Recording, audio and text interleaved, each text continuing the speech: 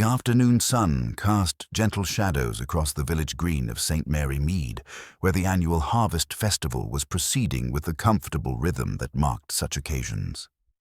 Bunting fluttered between the ancient elm trees, and the scent of fresh-baked scones mingled with the last roses of autumn.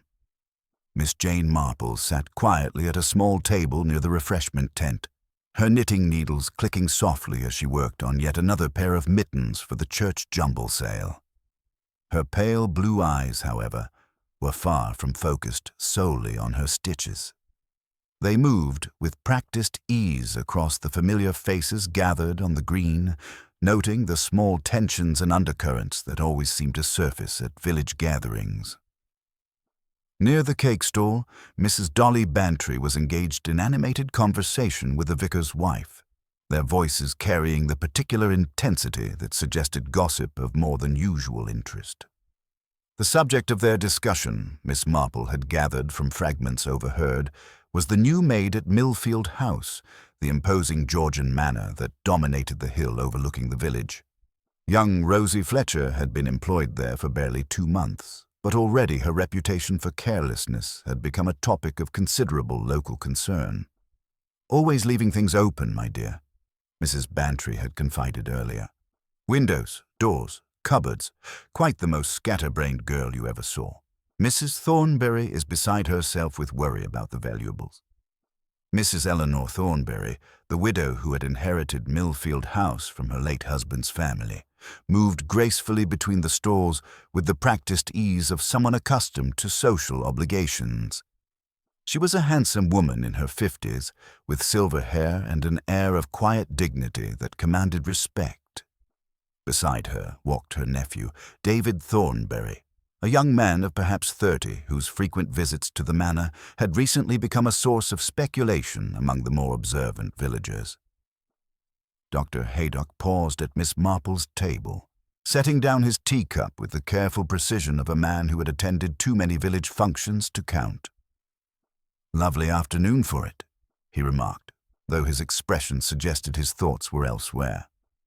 Miss Marple had noticed that the good doctor seemed unusually preoccupied lately, his usual cheerful demeanor replaced by something that looked remarkably like worry. The peaceful atmosphere was suddenly shattered by a commotion from the direction of Millfield House. A figure came running down the tree-lined drive, stumbling slightly as she reached the village green. It was Rosie Fletcher herself, her cap askew and her face white with terror. She ran directly toward the cluster of villagers, her breath coming in short gasps. "Mrs. Thornberry!" she cried, her voice carrying clearly across the green. "Oh, Mrs. Thornberry, you must come at once. Something terrible has happened." The conversations around the green died away as if someone had turned off a wireless. Mrs. Thornberry hurried toward the distraught girl, her face immediately grave with concern. "What is it, Rosie? What's wrong?" "It's Mr. Fielding, ma'am," Rosie gasped, wringing her hands. "Mr. Jasper Fielding. He came to see you about the insurance, remember? I found him in the study and he's dead, ma'am, stone dead on the floor." A collective gasp arose from the assembled villagers. Mr. Jasper Fielding was well known in St. Mary Mead as the insurance assessor who had been visiting various properties in the area, evaluating valuable collections for their owners. His presence at Millfield House had been expected, as Mrs. Thornberry had recently decided to update the insurance on her late husband's considerable art collection. "Dead?" Mrs. Thornberry repeated, her voice barely above a whisper. "But how? When?" "I don't know, ma'am," Rosie sobbed. "I went to dust the study. I'd left the window open this morning to air the room and I wanted to close it before the evening chill set in. That's when I found him, lying there so still. And the window was still open, just as I'd left it." Dr. Haydock was already moving toward the house, his medical bag in hand. "We must telephone the police immediately," he said grimly. "No one else must enter that room until they arrive." Miss Marple set down her knitting and rose slowly from her chair. In the confusion that followed, with villagers clustering together in excited, frightened groups, she found herself studying the faces around her with particular attention. She noticed how David Thornbury had gone quite pale at the news, how the vicar's wife kept glancing nervously toward the manor house, and how Mrs. Bantry was already beginning to whisper theories to anyone who would listen. But it was young Rosie Fletcher who drew Miss Marple's most careful observation. The girl stood trembling beside Mrs. Thornbury, tears streaming down her cheeks, repeating again and again her explanation about the open window. "I always close them in the evening, I do, but this morning I thought the room needed airing, what with all those old books and papers. I never imagined—" Miss Marple's keen eyes noted the genuine distress in the girl's voice, but also something else, a particular kind of fear that seemed to go beyond the shock of discovering a dead body. It was the fear, she thought, of someone who knows they will be blamed for something, whether or not they are truly at fault. As the police constable arrived and began the process of securing the scene, Miss Marple remained quietly in the background, her mind already beginning to catalogue the small details that others might overlook. A maid who habitually left windows open, a valuable collection recently assessed for insurance, and a dead man found in a room where the window remained ajar. It was, she reflected, the sort of situation where assumptions might prove more dangerous than facts. The peaceful village afternoon had ended, and something much darker had begun. Within the hour, Inspector Craddock had arrived from the county constabulary, bringing with him the methodical efficiency that serious crimes demanded. A tall, lean man with penetrating grey eyes, he possessed the rare quality of listening more than he spoke, a trait that Miss Marple had always found admirable in those who sought the truth. While Constable Polk secured the grounds with considerable self-importance, Inspector Craddock conducted his preliminary examination of the study with quiet thoroughness. The room itself told a story of interrupted routine.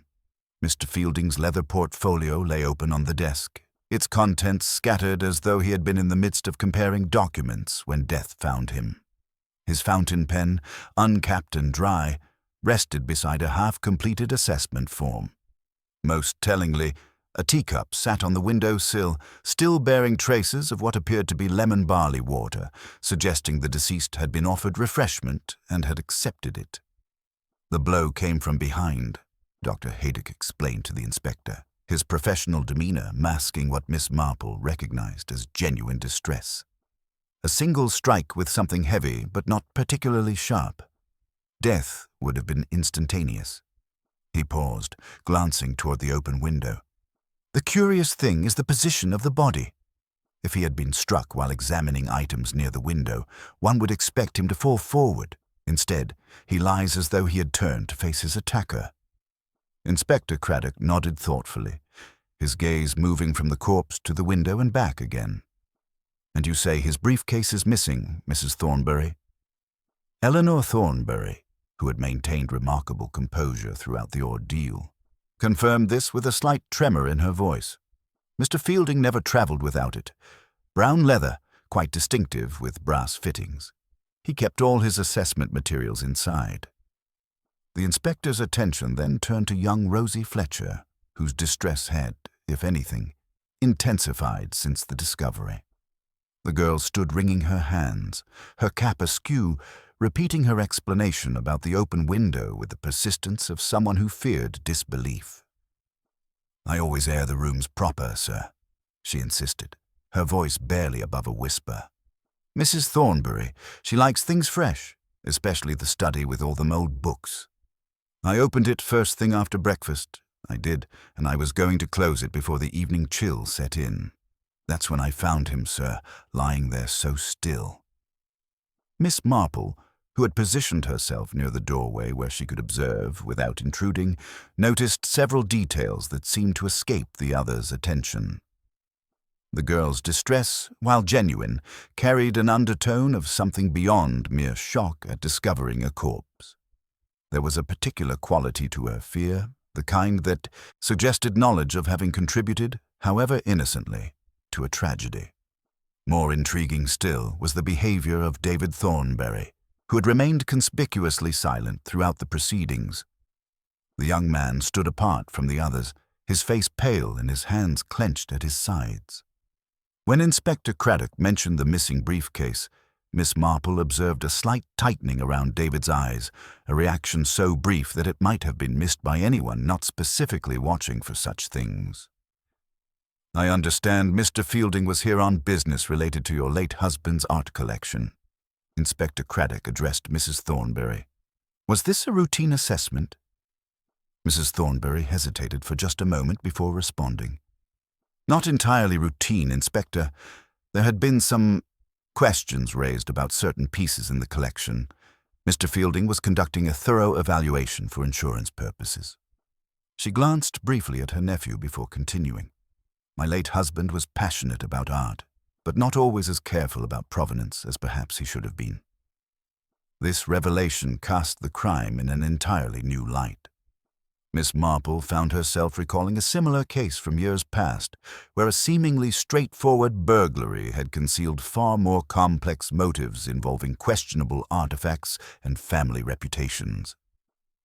As the afternoon wore on, the village gossip network proved as efficient as any official investigation. Mrs. Bantry, who had appointed herself the unofficial coordinator of information, reported that the baker had seen a stranger near the village green that morning, though his description was frustratingly vague. More significantly, the postman revealed that he had delivered a registered letter to Millfield House the previous day, addressed to Mr. Fielding in care of Mrs. Thornbury. Dr. Haydock, when pressed by Inspector Craddock, admitted that he had encountered Mr. Fielding the evening before at the village pub. He seemed rather agitated, the doctor recalled, kept muttering about irregularities and things not being what they appeared. "I assumed it was merely professional frustration, but now—" He trailed off meaningfully. Miss Marple absorbed these details with the quiet attention of a naturalist observing wildlife. She noted how Mrs. Thornbury's composure never quite wavered, even when discussing potentially damaging revelations about her late husband's collection. She observed David's increasing agitation and the way his eyes avoided the desk where Mr. Fielding's work lay scattered.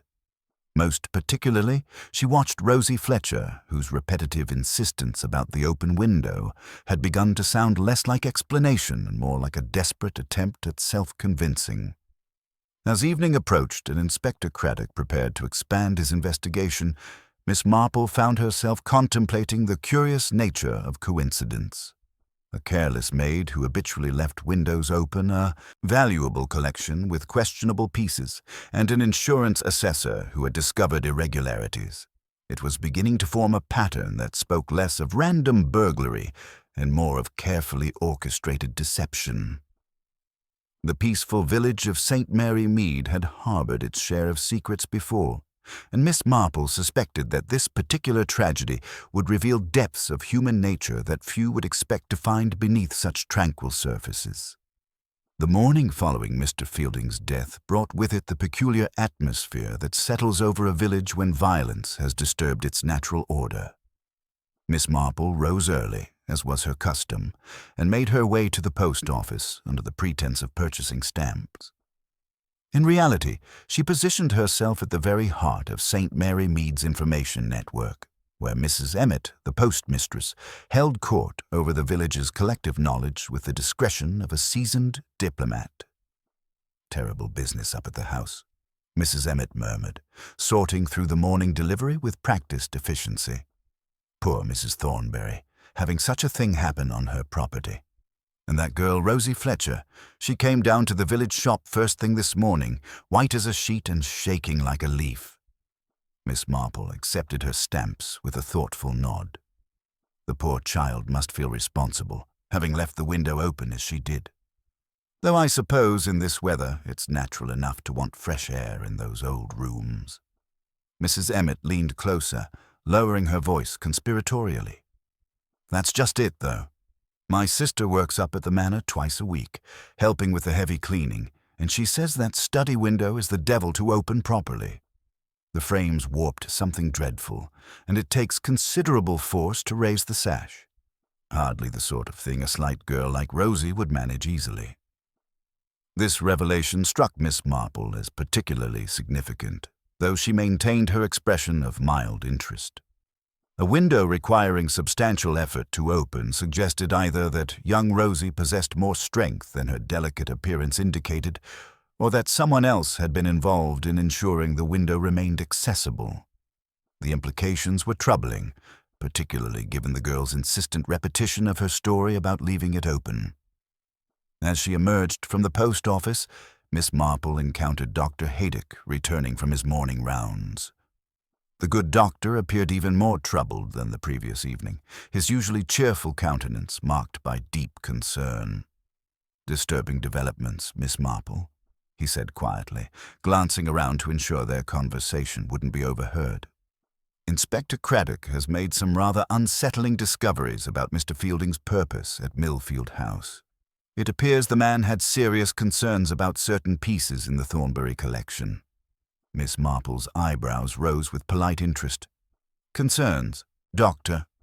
"Questions of authenticity," Dr. Haydock replied grimly. "The inspector found correspondence in Mr. Fielding's hotel room suggesting he had been in communication with specialists in London. Apparently, he had reason to believe that at least 3 paintings were not what they purported to be, either clever forgeries or stolen works with fabricated provenance. This information cast the entire situation in a dramatically different light.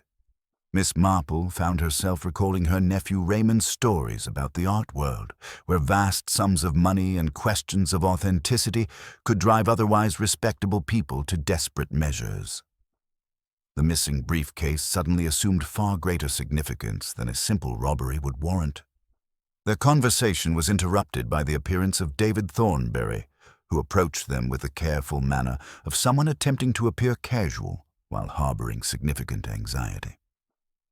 His greeting was cordial enough, but Miss Marple noticed the way his hands trembled slightly as he lit his cigarette, and how his eyes avoided Dr. Haydock's direct gaze. "Ghastly business, this," David said, though his tone suggested more irritation than genuine distress. "The inspector has been asking the most impertinent questions about Uncle Herbert's collecting habits, as though a man can't pursue his interests without being subjected to posthumous scrutiny." Miss Marple observed that David's defense of his late uncle carried a note of desperation that seemed disproportionate to mere family loyalty. She also noted his careful phrasing, "collecting habits," rather than collection, as though he were distancing himself from the actual objects in question. "I understand there was a registered letter," Dr. Haydock remarked with professional casualness. "Something that arrived for Mr. Fielding yesterday?"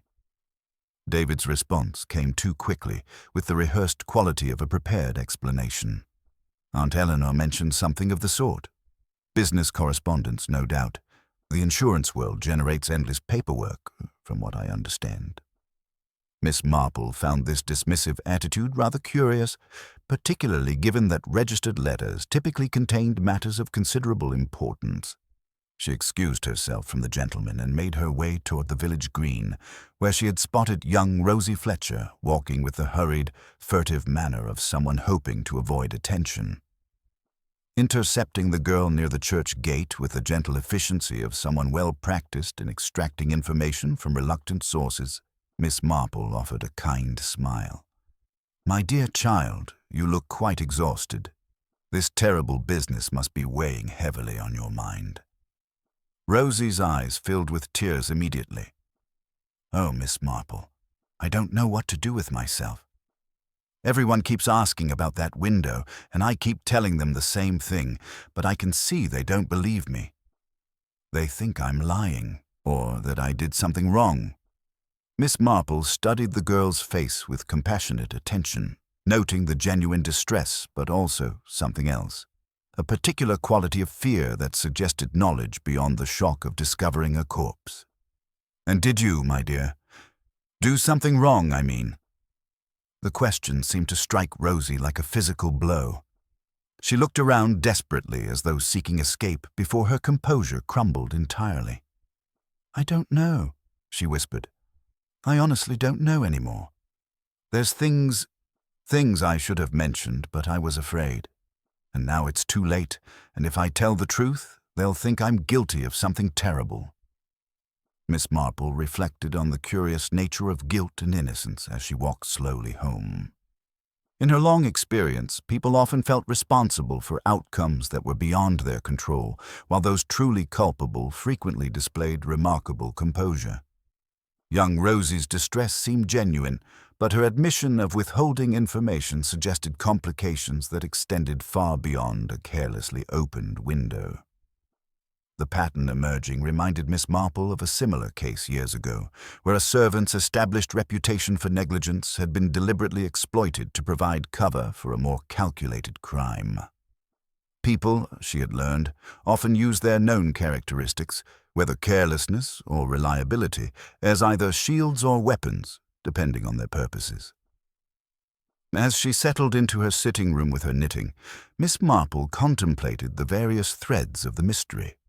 A difficult window that supposedly stood open, a valuable art collection with questionable pieces, a missing briefcase containing potentially damaging evidence, and a young woman whose fear seemed to encompass more than simple guilt over negligence.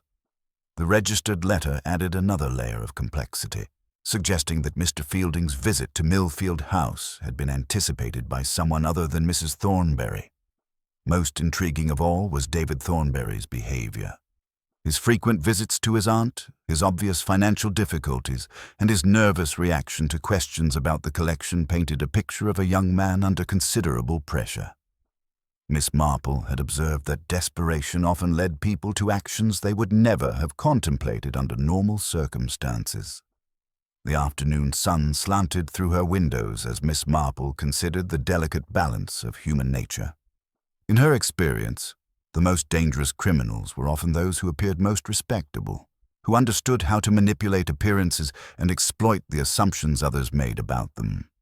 The truth, she suspected, lay not in the obvious elements of the crime, but in the subtle inconsistencies that betrayed the hidden currents beneath St. Mary Mead's placid surface.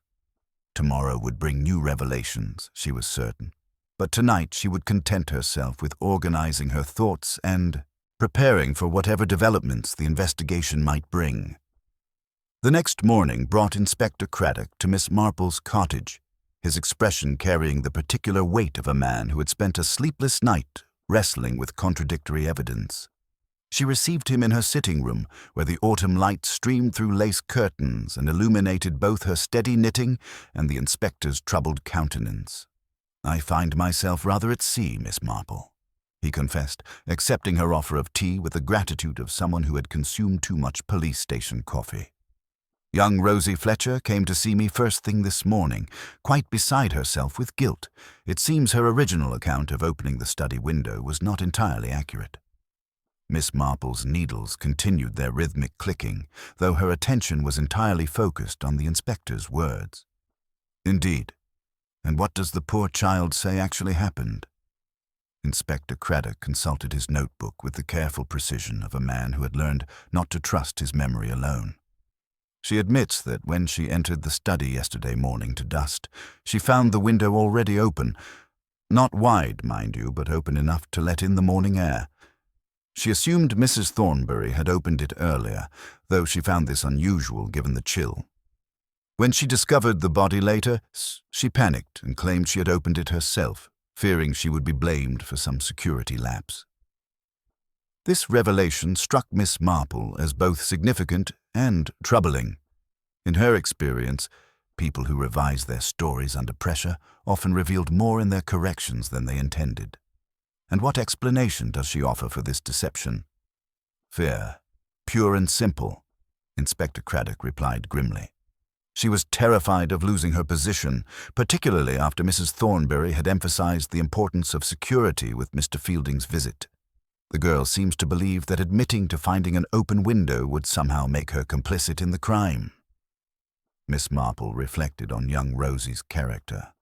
A conscientious girl, perhaps overly anxious to please, but not naturally deceptive. The fact that she had come forward with the truth suggested a conscience that could no longer bear the weight of even a small falsehood. "This places the matter in rather a different light, doesn't it?" "Indeed it does," the inspector agreed. "Because if Rosie didn't open that window, then someone else did. Someone who wanted access to the study. or perhaps wanted to create the impression of access from outside. He paused, setting down his teacup with deliberate care. There's more, I'm afraid. David Thornbury has also revised his account of yesterday's movements. The inspector's tone suggested this revision had been less voluntary than Rosie's confession. When confronted with Rosie's statement that she saw him leaving the house through the garden door at approximately 8:30, he admitted to an earlier visit than he had previously claimed. He now says he came to collect some papers from his uncle's desk, documents related to a small inheritance, he claims, and left well before Mr. Fielding's scheduled arrival. Miss Marple found this explanation curiously convenient, the sort of half-truth that people constructed when caught in a larger deception. And the registered letter that arrived the day before? Has that been located? Inspector Craddock's expression grew more troubled. David admits to signing for it and claims he placed it on the hall table for Mr. Fielding. However, the letter has not been found anywhere in the house. David suggests it might have been in the missing briefcase, but he shrugged eloquently. The missing briefcase remained a significant element in the puzzle, one that seemed to point toward robbery as a motive. Yet Miss Marple found herself troubled by the pattern emerging.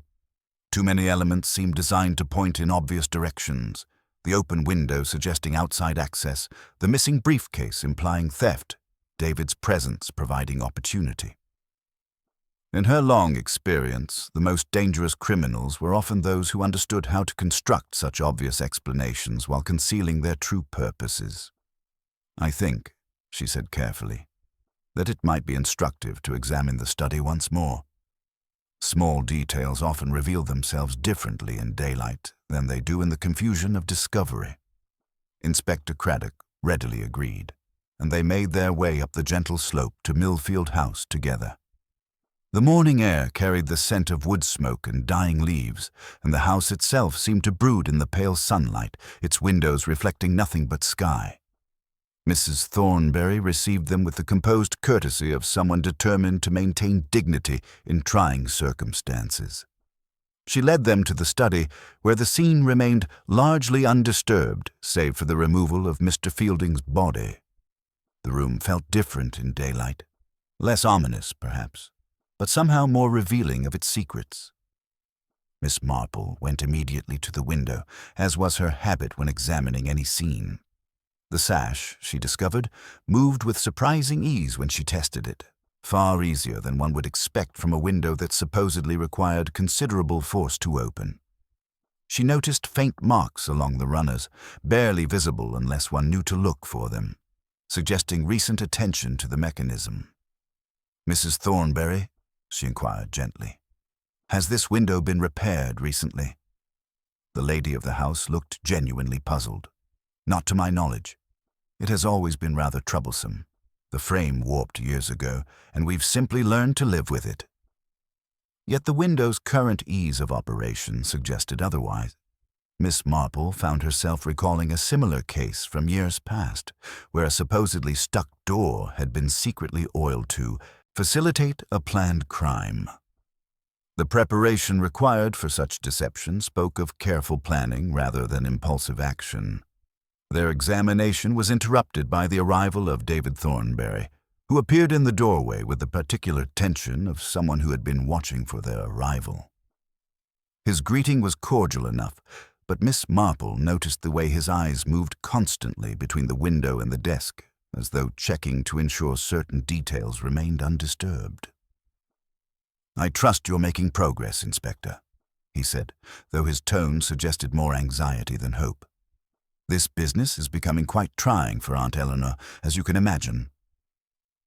Inspector Craddock studied the young man with professional interest. "We're following several promising lines of inquiry, sir. Your revised statement has been most helpful in clarifying the timeline." David's smile seemed forced, and Miss Marple observed a slight tremor in his hands as he lit a cigarette. "I should have mentioned the earlier visit from the start, of course. It seemed so insignificant at the time. Just a quick errand to collect some papers Uncle Herbert had left for me." The explanation sounded rehearsed, the sort of story someone might perfect through repetition. Miss Marple found herself studying David's face, noting the pallor beneath his carefully maintained composure and the particular quality of fear that suggested knowledge of guilt, whether one's own or another's.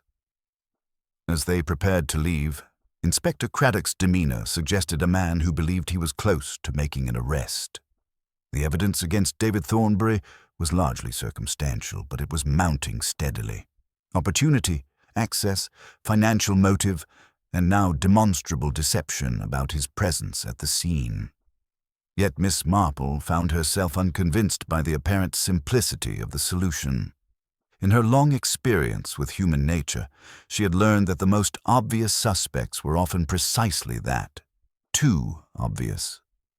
The true criminal, she suspected, remained hidden behind a facade of respectability, using David's obvious vulnerabilities as a shield while maintaining their own appearance of innocence. Walking back toward the village, Miss Marple reflected on the curious nature of deception and truth. The case seemed to be rushing toward a conclusion that would satisfy the demands of justice while leaving the deeper questions unanswered. But in St. Mary Mead, as she had learned through years of quiet observation, the most dangerous truths were often those that hid in plain sight. That afternoon brought revelations that shifted the investigation's focus in ways Inspector Craddock had not anticipated. His methodical approach to gathering evidence had led him first to the post office, where Mrs. Emmett provided information that cast the window situation in an entirely new light. The registered letter, she confirmed, had indeed come from Denby and Catlin, a respected firm of art experts in London, and more significantly, a telephone call had been placed from Millfield House the morning of Mr. Fielding's death, requesting the immediate services of Mr. Sykes, the local handyman, to address a sticking sash in the study window. Miss Marple, learning of this development through her own discreet inquiries, found the timing remarkably convenient. Mr. Sykes, when questioned, revealed that the repair had been straightforward. A 20-minute job, bit of oil, easy as kissing your hand, as he put it. The window that had supposedly been warped and difficult to manage had been deliberately prepared to open smoothly, suggesting premeditation rather than opportunistic crime. Returning to Millfield House with this knowledge, Miss Marple requested another brief examination of the study. Mrs. Thornbury granted permission with her characteristic grace, though Miss Marple noticed a slight tension in her manner that had not been present during their earlier encounters. In the afternoon light, the room revealed details that had been obscured by the shock and confusion of the initial discovery. The bronze lions that served as bookends on the desk drew Miss Marple's particular attention. Beneath each ornament lay a faint crescent of undisturbed dust, but the patterns were subtly different. One showed the natural accumulation one would expect from a heavy object left undisturbed, while the other bore the precise outline of something that had been lifted and replaced with deliberate care. Housemaids, in Miss Marple's long experience, did not handle heavy ornaments with such exactness.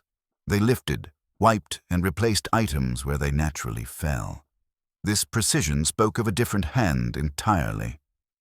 Near the window, she observed additional telling details. The sill bore tiny crystals where the lemon barley water had dried, and the teacup itself struck her as oddly informal for a business meeting. It was everyday china, not the fine porcelain Mrs. Thornbury typically used for guests, and the beverage choice itself seemed unusually casual for entertaining an insurance assessor. The combination suggested a level of familiarity that contradicted the formal nature of Mr. Fielding's visit. Dr. Haydick's arrival provided another piece of the puzzle. He had been examining young Rosie Fletcher again and made an observation that surprised everyone present. The curious thing, he explained to Mrs. Thornbury and Miss Marple, is that the girl shows no signs of the general clumsiness that seems to be her reputation. Her coordination is excellent, her reflexes sharp, quite the opposite of what one would expect from someone genuinely prone to leaving things open or dropping items. This revelation struck Miss Marple as extraordinarily significant. If Rosie was not naturally careless, then her reputation for leaving windows and doors open took on an entirely different character. Rather than absent-minded negligence, it might represent a pattern deliberately cultivated for specific purposes. Mrs. Thornbury's response to this information was illuminating. Instead of surprise at learning her maid was more competent than supposed, she seemed almost relieved to have an explanation for what she termed certain inconsistencies in Rosie's behavior. "I did wonder," she admitted, "how someone so careful in other respects could be so forgetful about security matters." The conversation took a more serious turn when Mrs. Thornbury, perhaps feeling the weight of accumulated revelations, made an admission that cast the entire situation in a different light. She revealed that her late husband's art collection, which she had always assumed to be legitimate, contained several pieces of questionable provenance. The registered letter that had arrived from Mr. Fielding, she now confessed, had contained preliminary findings from the London experts who had been investigating certain works at Mr. Fielding's request. "Herbert was so passionate about his acquisitions," she explained, her composure never quite wavering. "I trusted his judgment completely, perhaps too completely. It appears that his enthusiasm may have occasionally overcome his discretion regarding the sources of certain pieces." Inspector Craddock's investigation had, meanwhile, uncovered additional evidence that seemed to point decisively toward David Thornbury's guilt. A search of his lodgings had revealed correspondence with individuals who specialized in the discreet disposal of valuable artworks, along with a detailed inventory of the Thornbury collection annotated with black market values. Most damning of all, the porter at Much Benham Station reported seeing a gentleman matching David's general description boarding the evening train with a brown leather briefcase that he had treated with unusual care. Yet Miss Marple found herself troubled by the very completeness of the evidence against David. In her experience, truly guilty parties rarely left such convenient trails, particularly when they possessed the intelligence to orchestrate complex art frauds. The hidden correspondence and annotated inventory seemed almost deliberately placed to be discovered, as though someone had wanted to ensure that suspicion would fall decisively on the young man. More troubling still was Mrs. Thornbury's reaction to these revelations about her nephew. While she expressed appropriate shock and dismay, Miss Marple detected an underlying note of relief, as though a burden of uncertainty had finally been lifted. It was not the response one would expect from someone genuinely surprised by a loved one's apparent guilt. As evening approached and Inspector Craddock prepared to make his arrest, Miss Marple reflected on the curious nature of the evidence they had uncovered. The oiled window, the carefully placed cup, the precisely positioned bookends, the convenient discovery of incriminating materials, all of it spoke of someone with intimate knowledge of both the household, routines, and the investigation process.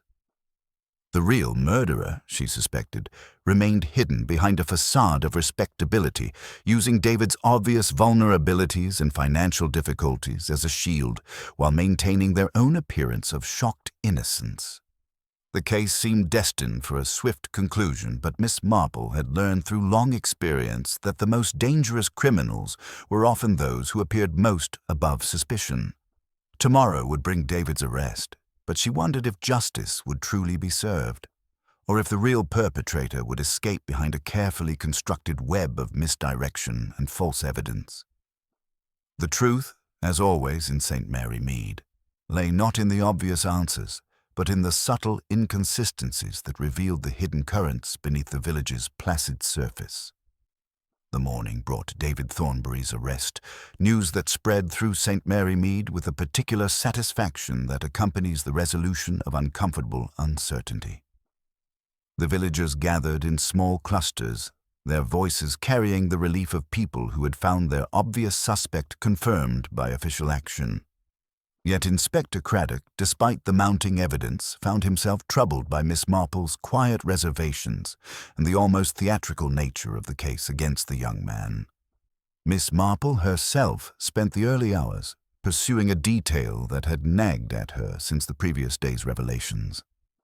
A visit to the telephone exchange, ostensibly to inquire about service interruptions, yielded information that cast the window repair in an entirely different light. Mrs. Emmett, with the precise memory of someone who took professional pride in accuracy, recalled the morning call requesting Mr. Sykes's services with uncomfortable clarity. It was a woman's voice, Miss Marple. She confirmed, educated and calm, not at all like that poor, frightened girl. Someone who knew exactly what she wanted and how to ask for it properly.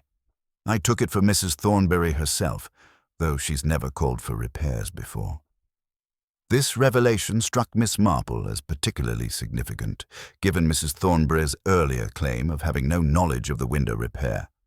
The careful preparation required for such deception spoke of planning rather than impulse, of someone who understood how to construct a believable narrative while concealing their true purposes. Her next stop was Millfield House, where she requested a brief word with Mrs. Keene, the housekeeper. In the warm, orderly confines of the still room, Miss Marple's practiced eye noted several telling details. A tin of brass cleaner sat nearly empty on the shelf, and a polishing cloth bore faint greenish traces that spoke of recent use on bronze objects.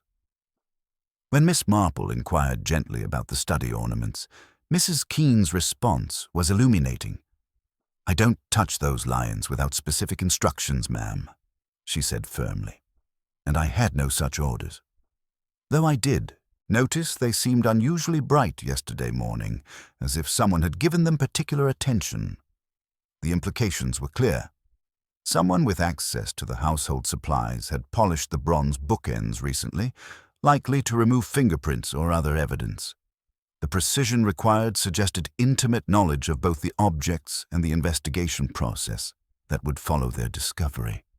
Young Rosie Fletcher, encountered in the corridor with her characteristic nervous energy, provided additional pieces of the puzzle when gently encouraged to share her complete recollection of events. "Mrs. Thornbury specifically asked me to prepare barley water for Mr. Fielding," she revealed, her voice barely above a whisper. "Not tea, mind you, but barley water in the everyday cup from the pantry. She said he preferred it and that we shouldn't fuss with the good china." This detail struck Miss Marple as particularly curious. The choice of beverage and serving vessel suggested either unusual knowledge of Mr. Fielding's preferences or a deliberate decision to use something that could be easily disposed of or replaced. The informalities seemed oddly calculated for such a formal business meeting.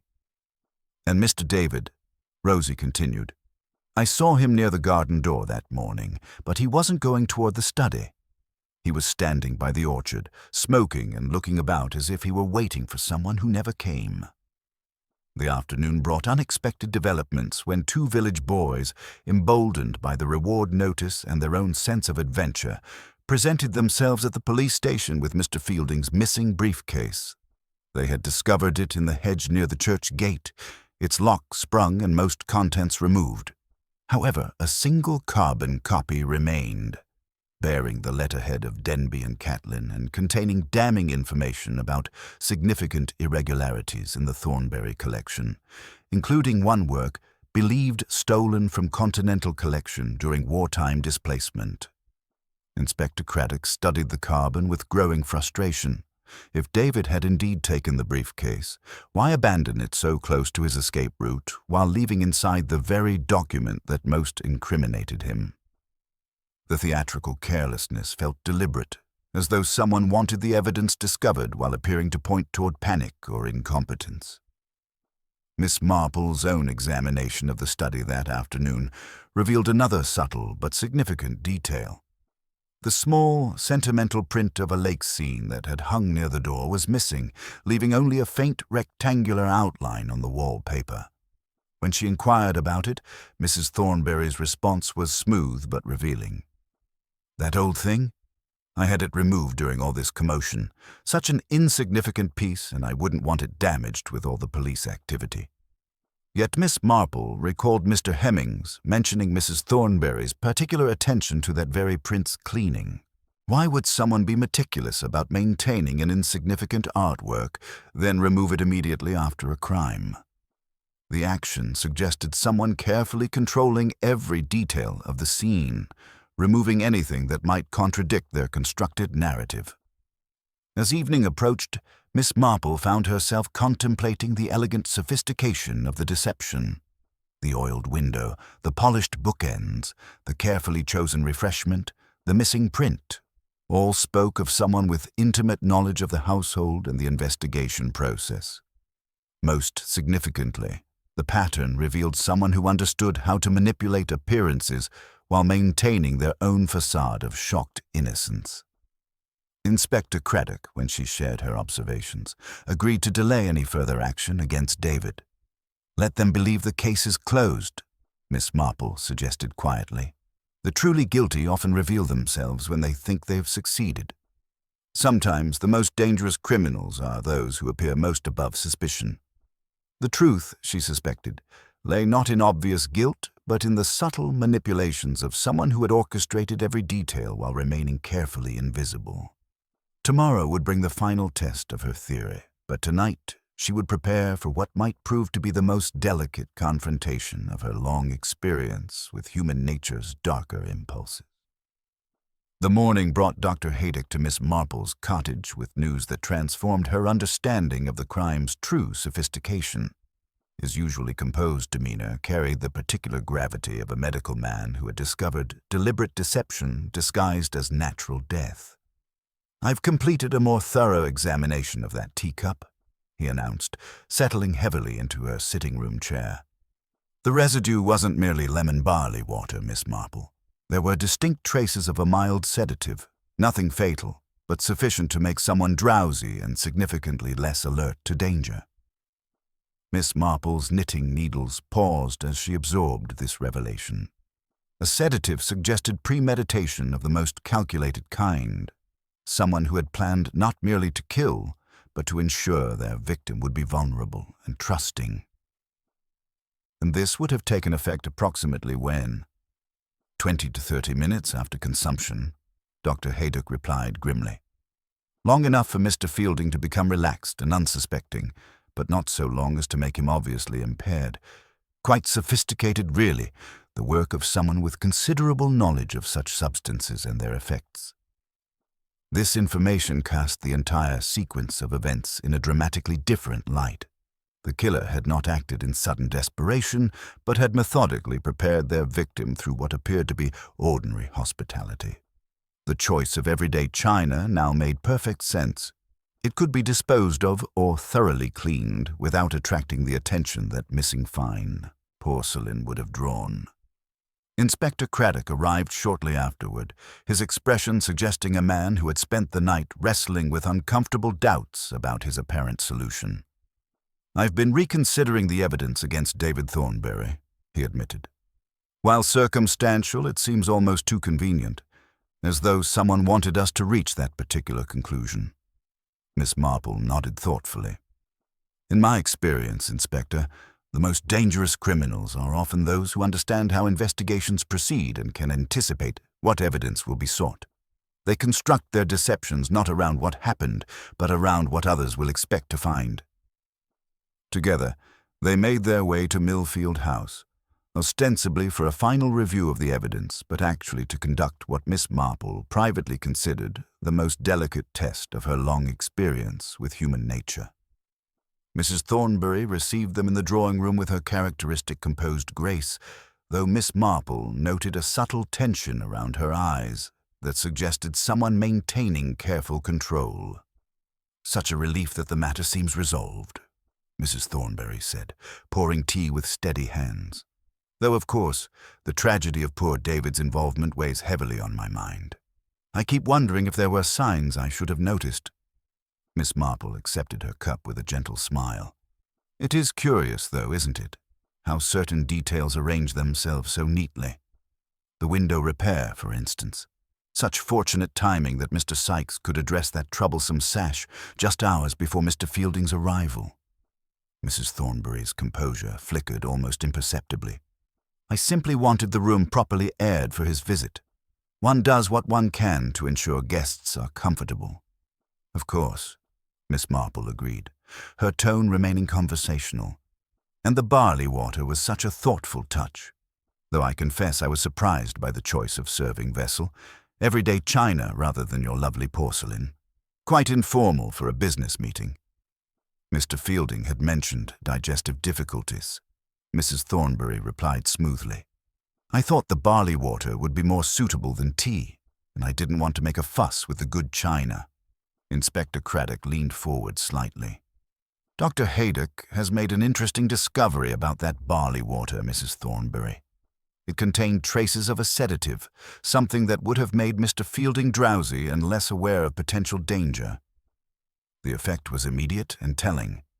Mrs. Thornbury's hand trembled almost imperceptibly as she set down her teacup, and her carefully maintained expression tightened with something that might have been fear or calculation.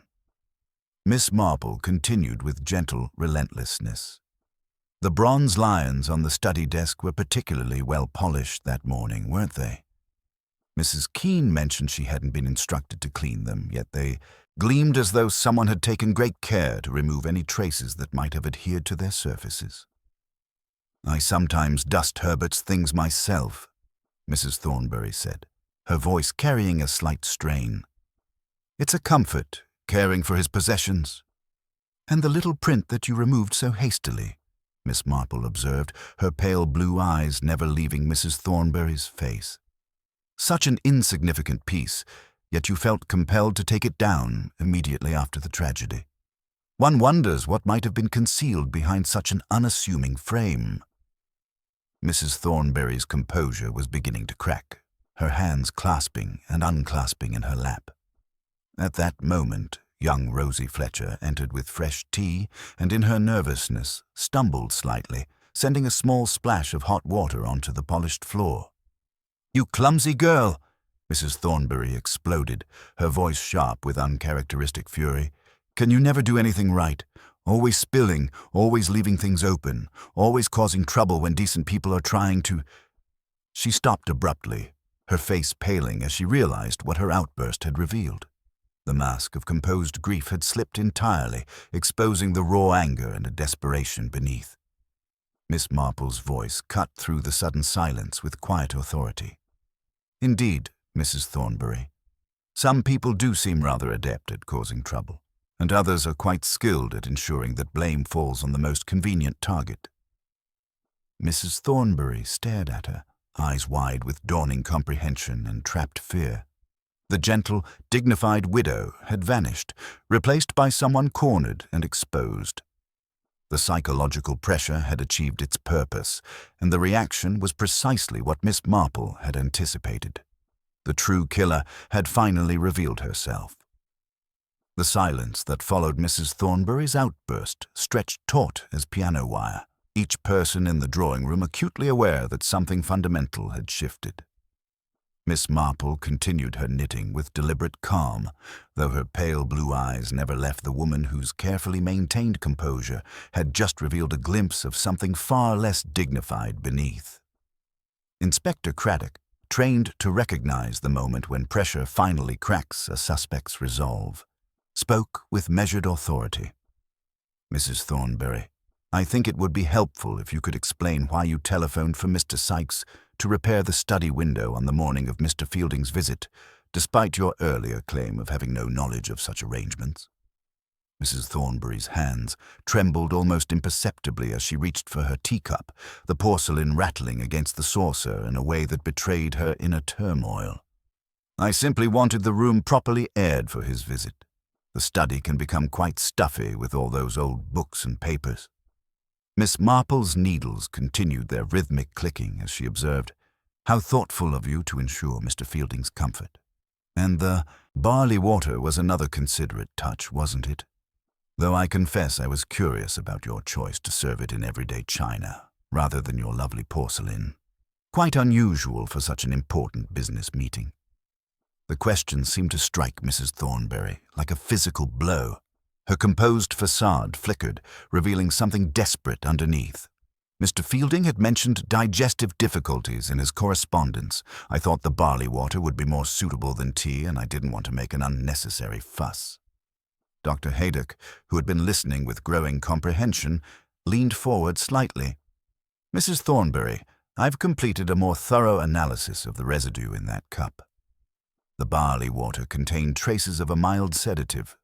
Nothing fatal, but sufficient to make someone drowsy and significantly less alert to potential danger. The effect was immediate and telling. Mrs. Thornberry's face went pale and her carefully controlled breathing became shallow and rapid. "I don't understand what you're implying. I would never—" "Of course not intentionally," Miss Marple interjected gently. "Though I do recall Dr. Haydock mentioning that you had been prescribed sleeping draughts during your husband's final illness. Such medications can be quite effective in small doses for calming anxiety, can't they?" Inspector Craddock consulted his notebook with deliberate precision. "We've also discovered some interesting information about your late husband's art collection, Mrs. Thornberry. It appears that Mr. Fielding had been in correspondence with Denby and Catlin in London regarding questions of authenticity and provenance." Mrs. Thornberry's grip on her teacup tightened until her knuckles showed white. Herbert was passionate about art, but he was always careful about documentation.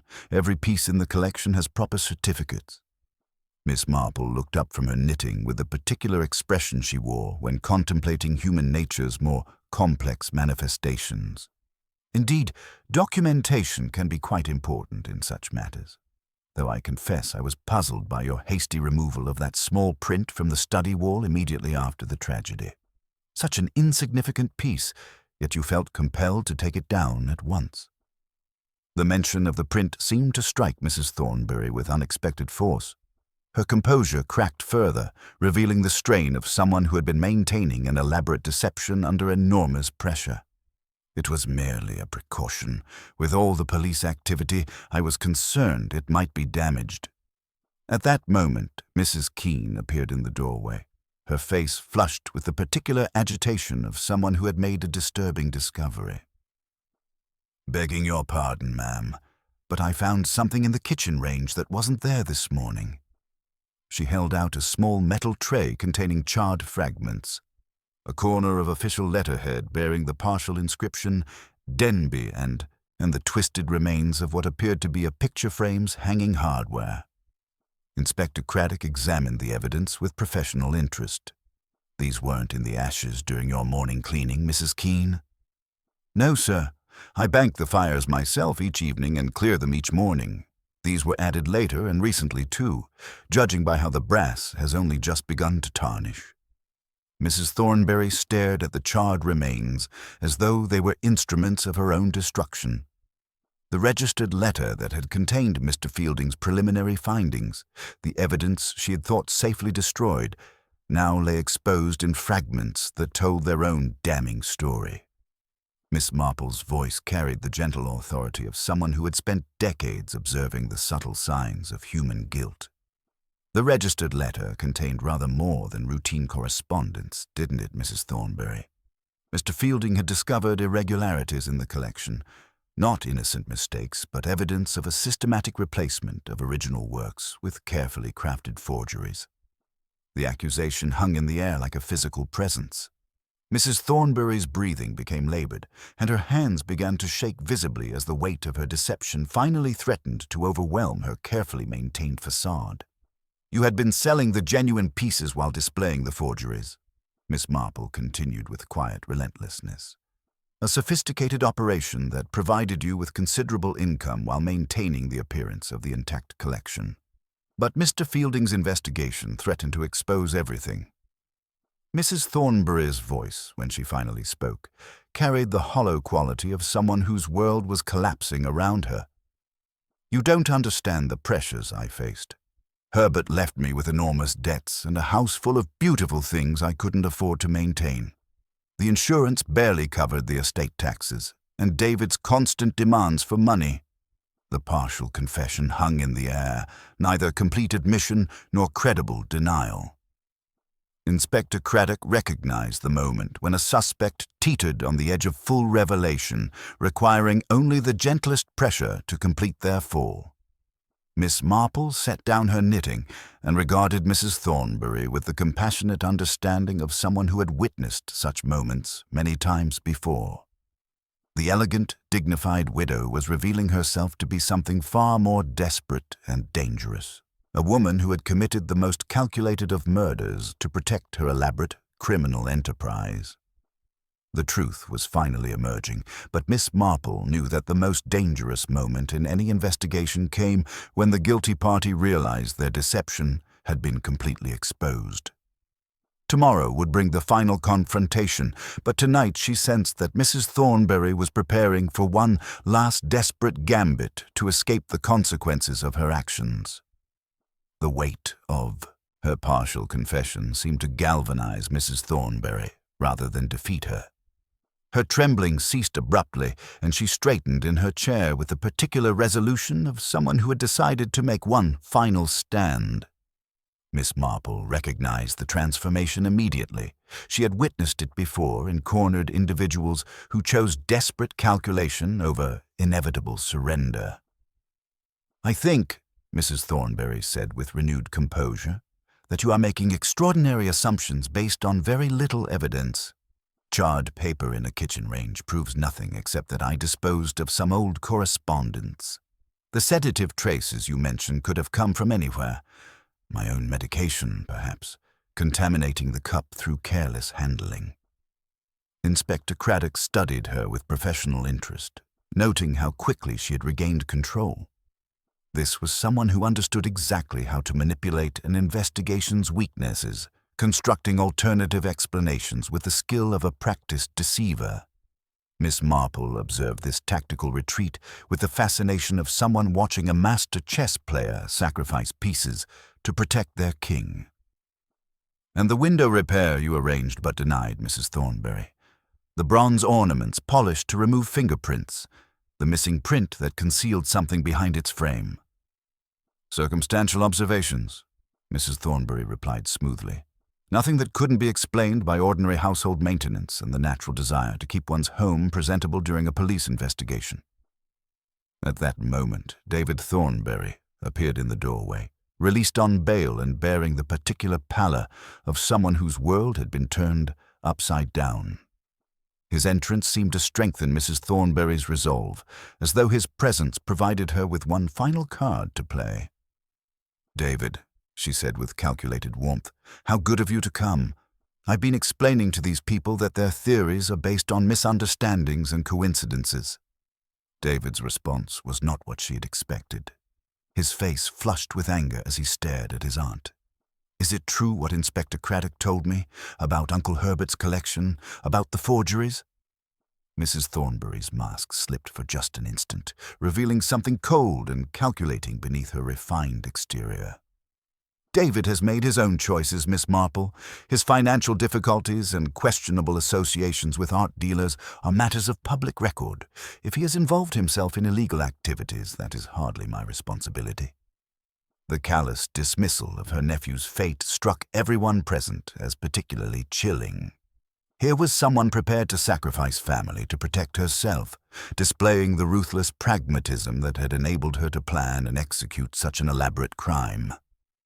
Dr. Haydock, who had been listening with growing alarm, leaned forward. "Mrs. Thornberry, the sedative in the barley water demonstrates premeditated murder. That substance doesn't contaminate cups accidentally. It requires deliberate administration." "Does it?" she replied with renewed confidence. "Or does it merely suggest that an elderly woman under considerable stress might have accidentally contaminated a serving cup with her own medication?" Miss Marple recognized the strategy immediately. Mrs. Thornberry was constructing a narrative of tragic accident rather than deliberate murder, hoping to reduce potential charges from capital murder to manslaughter. It was the desperate gambit of someone who understood the legal system well enough to know that doubt could be her salvation. Young Rosie Fletcher, who had been standing quietly near the door, suddenly spoke up with unexpected firmness. "That's not true, ma'am. You specifically told me to prepare the barley water in the everyday cup, and you said Mr. Fielding preferred it that way because of his delicate constitution. You made such a point of emphasizing how particular he was about his refreshment." Mrs. Thornberry's eyes flashed with anger at this contradiction from an unexpected source. "You silly girl, you're confused and frightened. Your memory of events is hardly reliable given your obvious distress." But Rosie stood her ground with surprising courage. "No, ma'am. I remember exactly because it struck me as odd." You never use the everyday china for important visitors. And I saw you in the study early that morning, before breakfast, polishing those bronze lions with unusual care. You told me not to dust them as they'd already been properly cleaned. The maid's unexpected courage in contradicting her employer struck a devastating blow to Mrs. Thornberry's defensive strategy. Her face went white, then flushed with the particular fury of someone whose elaborate deception was being demolished by the very person she had planned to use as a scapegoat. Miss Marple's voice cut through the tension with quiet authority. You intended to incapacitate Mr. Fielding with the sedative, didn't you? Not to kill him initially, but to make him drowsy and compliant while you convinced him to sign a revised assessment. You would then claim he had found nothing amiss, and with his signature, your deception would be complete. Mrs. Thornberry's composure finally cracked entirely. He resisted, she whispered, her voice barely audible. Even in his confusion, he realized what I was doing. He tried to fight back, to reach for his briefcase. I couldn't let him expose everything. The house, the collection, my reputation. Everything Herbert and I had built would have been destroyed. Inspector Craddock seized the moment with professional precision. Mrs. Eleanor Thornberry, I'm arresting you for the murder of Mr. Jasper Fielding. You're not obliged to say anything, but anything you do say will be taken down and may be used in evidence. The formal words seemed to break the last of Mrs. Thornberry's resistance. She slumped in her chair, the fight going out of her as completely as air from a punctured balloon. The elegant, dignified widow who had commanded respect throughout St. Mary Mead was revealed as someone capable of the most calculated murder to protect her criminal enterprise. Miss Marple reflected on the curious nature of human desperation as she watched Mrs. Thornberry's final collapse. The woman had possessed intelligence, social position, and considerable resources, yet had chosen to solve her financial difficulties through systematic theft and ultimately murder. It was, she thought, a perfect illustration of how the appearance of respectability could conceal the most dangerous criminal impulses. As Inspector Craddock prepared to escort his prisoner away, Miss Marple found herself contemplating the elaborate deception that had nearly succeeded. Only the accumulation of small inconsistencies and the courage of a frightened maid had prevented an innocent man from paying the ultimate price for another's crimes. The weight of Mrs. Thornberry's confession seemed to lift a burden from the very walls of Millfield House, though Inspector Craddock recognized that complete understanding required one final examination of the scene. Miss Marple, with her characteristic thoroughness, requested permission to inspect the study once more, her pale blue eyes drawn to the faint rectangular outline where the small print had hung. There is usually a practical reason, she observed mildly, running her finger along the wallpaper, when people remove seemingly insignificant items with such urgency. She tapped gently at the wall beneath where the picture hook had been, and the sound changed almost imperceptibly. Inspector Craddock applied his penknife to the edge of the skirting, and a cleverly concealed panel sprang free with a soft sigh. Inside, arranged with meticulous care, lay the tools of Mrs. Thornberry's deception. A small oil can for the window mechanism, a bottle of sleeping draught bearing Dr. Haydock's surgery label, a chamois cloth still faintly green with bronze polish, and a roll of authentication certificates. The hidden cache told the complete story of premeditation and careful planning that had nearly succeeded in destroying an innocent man. Dr. Haydock stared at his own prescription bottle with professional dismay. "Half the contents missing," he murmured. She learned precisely how much would calm without rendering unconscious. A nurse's knowledge turned to murderous purpose. With the physical evidence secured, Miss Marple settled into her chair to provide the complete explanation that justice demanded. David Thornberry, cleared but shaken, listened alongside Inspector Craddock and young Rosie Fletcher as the elderly detective methodically unraveled the sophisticated deception. Mrs. Thornberry understood that the most effective lies are built upon foundations of truth, Miss Marple began, her knitting needles clicking softly. She spent months cultivating roses, Reputation for carelessness, publicly correcting her about windows and doors until the entire village believed the girl habitually left things open. This manufactured reputation became the cornerstone of her alibi. She explained how the morning telephone call to Mr. Sykes had ensured the supposedly difficult window would open smoothly, while the oil can's concealment maintained the fiction of long-standing mechanical problems. The bronze bookends had been polished in advance to remove fingerprints, then carefully repositioned to appear undisturbed. The barley water in everyday china served multiple purposes, Miss Marple continued. The sedative rendered Mr. Fielding compliant for what she hoped would be a revised assessment, while the humble serving vessel could be disposed of without notice. When he resisted despite his drugged state, she struck him with the bookend, then arranged the scene to suggest outside intrusion.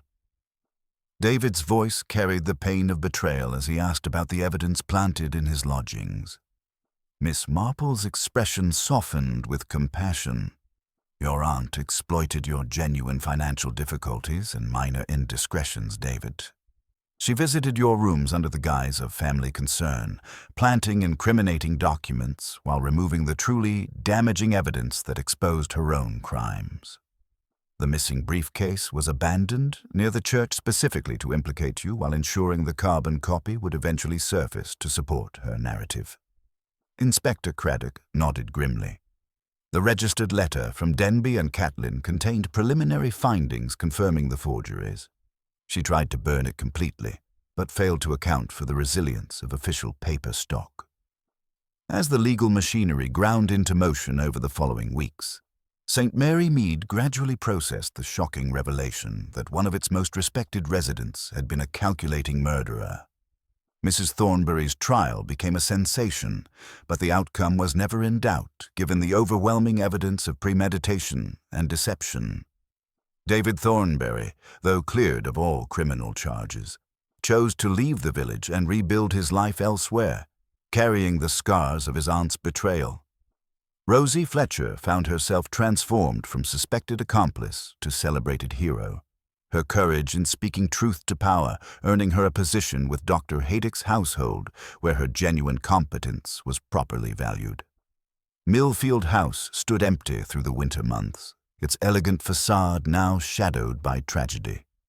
The art collection underwent painstaking authentication, with genuine pieces returned to rightful owners or sold to settle the estate's considerable debts. The house itself would eventually find new owners, though the story of its previous mistress would linger in village memory for generations. Miss Marple resumed her quiet routines, tending her garden and observing village life with the same gentle attention that had unraveled Mrs. Thornbury's elaborate deception. The case had reminded her once again that the most dangerous criminals were often those who appeared most respectable, who understood how to manipulate the assumptions others made about character and social position. As autumn deepened into winter and the village settled into its seasonal rhythms, Miss Marple reflected on the curious nature of human deception. Mrs. Thornbury had possessed every advantage of education, position, and community respect, yet had chosen to exploit the trust of others for personal gain. Her willingness to sacrifice both her maid and her nephew to protect her criminal enterprise revealed depths of moral corruption that her refined exterior had successfully concealed for years. Sitting in her drawing room as evening shadows lengthened across the village green, Miss Marple considered the delicate balance between appearance and reality that governed so much of human interaction. The maid who supposedly left windows open had been merely a pawn in a much larger game, her manufactured reputation carefully cultivated to provide cover for calculated murder. The truth, as always in St. Mary Mead, had emerged through careful attention to the small inconsistencies that betrayed the hidden currents beneath even the most placid surfaces. A telephone call made at a convenient time, a cup chosen for practical rather than social reasons, a picture removed with suspicious haste, all had combined to expose a web of deception that might otherwise have claimed an innocent life. St. Mary Mead had weathered another storm, its essential character intact despite the revelation of darkness in its midst. And Miss Marple, ever watchful, continued her quiet observations of human nature in all its complex and sometimes tragic manifestations, secure in the knowledge that truth, however carefully concealed, would always find a way to emerge into the light.